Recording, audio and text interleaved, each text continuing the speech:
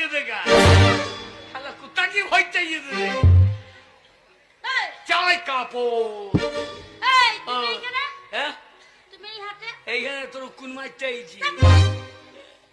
তোমাকে তো কোনোদিন দেখিনি আজকে নতুন দেখছি আমাকে তো কারো তো দরকার নাই এই তুমি ঝগড়া করতে এসেছো তুই ঝগড়া করতে চাইছিস আমি জিনিস বিক্রি করতে এসেছি কি জিনিস দিচ্ছ